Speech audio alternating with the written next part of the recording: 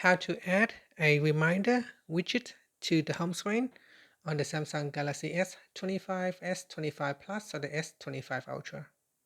First, tap on the home button to return back to the home screen. Now from the home screen, touch and hold. Then we go down and tap on widgets. In here, scroll down, then tap on reminder.